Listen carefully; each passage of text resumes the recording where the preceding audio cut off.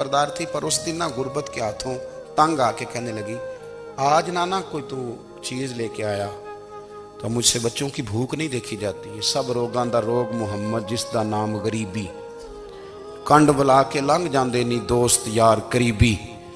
आज ना कुछ लेके आया तो मैं बच्चे लेके चली जाऊंगी। शेख फरमाते हैं कि मैं बड़ा परेशान घर से निकला, पर मैंने सुबह से लेके जोर तक काम ढूंढा, काम मिला कोई नहीं। तो मेरे दिल में ख्याल आया, चलो काम नहीं मिलता तो अल्लाह अल्लाह तो करे ना, चलो बंदों की मजदूरी नहीं मिलती तो रब करीम की इबादत ही करते हैं। फरमाते हैं कि मैंने ना फुरात के पानी से वुजू किया, नहर के। शदीद धूप थी, साथ रेत थी और रेत तप रही थी। मैंने अपना रुमाल वहीं मुसल्ला के तौर पर बिछा लिया और फरमाते हैं कि जोर से लेकर असर तक नमाज पढ़ी। धूप भी पूरे जोर पे, पर मेरे सजदे का ज़ौक़ भी पूरे जोर पे। फरमाते हैं सूरज भी चमक रहा है और रब की इबादत का ज़ौक़ भी पूरे जोर पे। मैं सजदा करूं तो फिर मेरा उठाने को जी ना चाहे। फरमाते हैं कि असर तक मैंने नफल पढ़े, दिन ढलने लगा, असर की नमाज पढ़ी और मैं वहां से चला।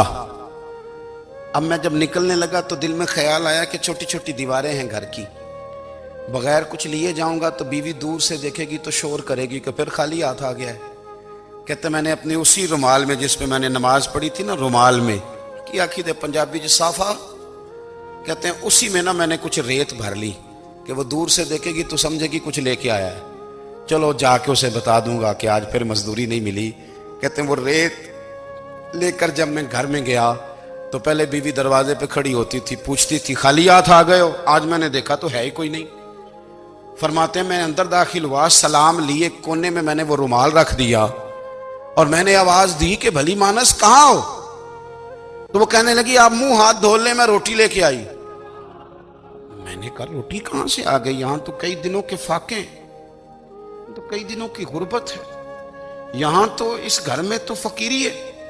फरमाते हैं कि वो रोटी लेके आई और उस वक्त की जो मौजूदा नेमतें थी, समझ लें सलाद, अचार, हर चीज साथ लाई।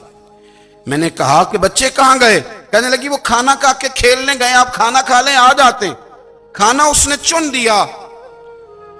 मैंने हैरत अंगेज लहजे में सारी नेमतें अपने दस्तरखान पे देख करके बीबी से पूछा ये कहां से आया खाना? बच्चों को तूने कहां से खाना खिलाया? ये सारा कुछ कैसा है?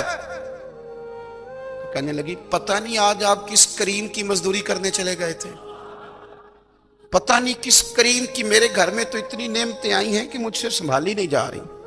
इतना अनाज है, इतना गंदुम है, किस करीम के दरवाजे आज चले गए थे? ये कहते कहते वो उठी और उठ करके कहने लगी पहले ही बड़ा कुछ आया था, अब क्या ले आए हो?